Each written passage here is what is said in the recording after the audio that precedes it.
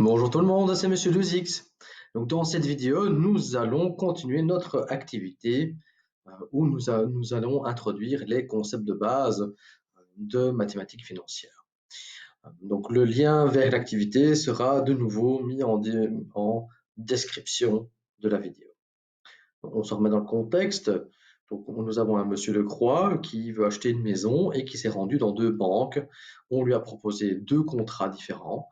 Donc dans la première, je vous conseille d'aller voir la vidéo. Ici, nous traitons le cas de la deuxième banque où monsieur va emprunter 170 000 euros sur une durée de 25 ans et le supplément que monsieur Decroix va devoir payer chaque année sera calculé comme étant 1,75% du montant qu'il devrait rembourser l'année précédente. Donc de nouveau, je vais tout exposer sous forme de tableau. Ce sera plus simple et plus lisible. Allons-y. Donc, on va considérer la notation C'M pour dire, ben voilà, sera le montant que monsieur va devoir rembourser après un certain nombre d'années. On regarde ce qui se passe aujourd'hui. C'est n égale 0. Donc, dans nos notations, c'est C' de 0 qu'on va devoir calculer. Mais imaginons que monsieur Decroix rembourse tout aujourd'hui. Est-ce qu'il y a un supplément? Non, il n'y a pas de supplément, vu que monsieur rembourse aujourd'hui. Donc, par conséquent, combien va-t-il rembourser au total? Ben, C'0, ce sera 170 000 euros. Que se passe-t-il après un an? Dans les notations, eh bien, on va devoir calculer C' de 1. Est-ce qu'il y a un supplément comparé à l'année passée? Oui, il y a un supplément. Comment est-il calculé? C'est donc, rappelons-nous l'hypothèse de travail, c'est 1,75% de ce que monsieur devrait rembourser l'année précédente. Combien doit-il rembourser l'année précédente? 170 000. Et donc, le pourcentage, le 1,75%, va être calculé sur ces 170 000. Et ça donne 2 975 euros de supplément. Et donc, combien monsieur Decroix va-t-il devoir payer, rembourser au total? C'est 170 000 plus ces 2 975, ce qui donne le montant affiché à l'écran. Que se passe-t-il après 2 ans? Donc, après 2 ans, quelle est la notation utilisée? Ce sera C'2. Est-ce qu'il y a un supplément? Oui, il y a un supplément comparé à l'année passée. Comment est-il calculé? C'est toujours 1,75%, mais calculé sur le montant que monsieur Decroix devrait rembourser l'année précédente. Donc on va voir combien monsieur Decroix doit payer l'année précédente. Il doit payer 172 975. Donc, ces 1,75% vont être calculés sur ce montant. Et si vous faites le calcul à la calculatrice, on tombe sur 3027,0625. Donc, combien devra-t-il rembourser au total?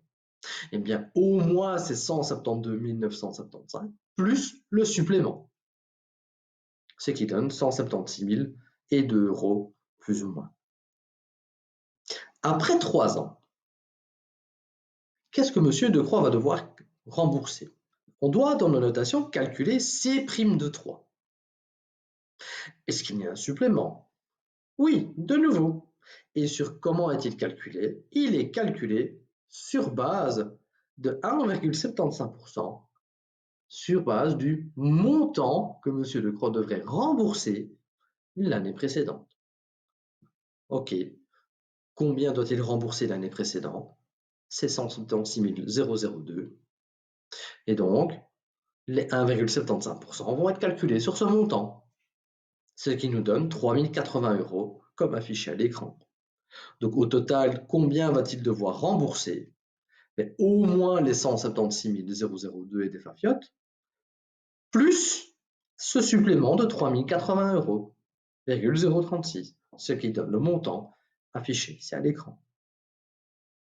Donc, on a compris plus ou moins l'idée maintenant. Donc, après un certain nombre d'années, qu'est-ce qu'on va devoir calculer?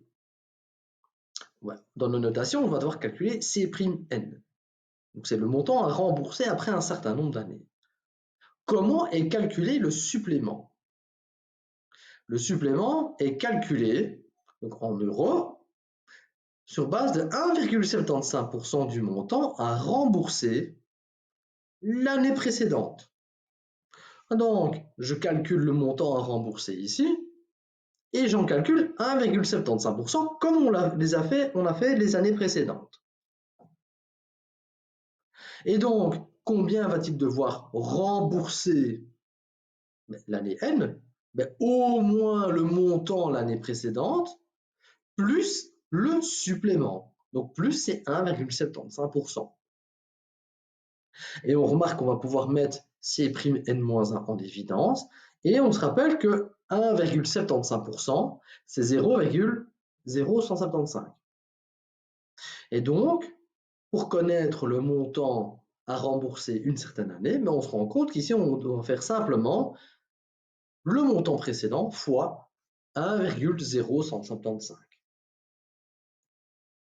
Alors ici, ce n'est pas forcément la liste des montants qui vont nous aider à comprendre comment la structure de la suite de nombres, c'est surtout ceci, surtout cette relation-ci, qui est une relation de récurrence, car elle nous dit comment obtenir le montant à un certain moment, connaissant ce qu'on a l'année d'avant. Et ici, on nous dit que c'est ce qu'on connaît, ce qu'il faut rembourser l'année précédente, fois une certaine quantité. Et donc, on se rappelle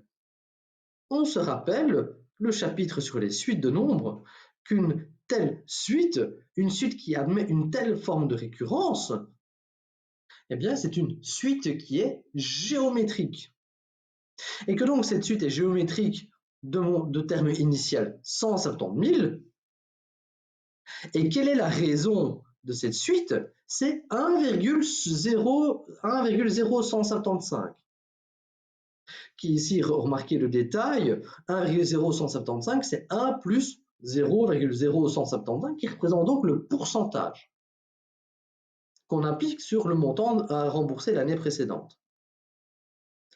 Et donc, de façon tout à fait équivalente au cas de la banque A, on va rechercher la forme explicite maintenant de cette suite. Maintenant qu'on sait que c'est une suite géométrique, on sait comment calculer la forme explicite de cette suite, et on va calculer le 25e terme. Donc pour une suite géométrique, on sait que la forme explicite est écrite sous cette forme. Donc on va remplacer ces zéros par 170 000 euros, et on va remplacer ensuite le Q par 1,0175.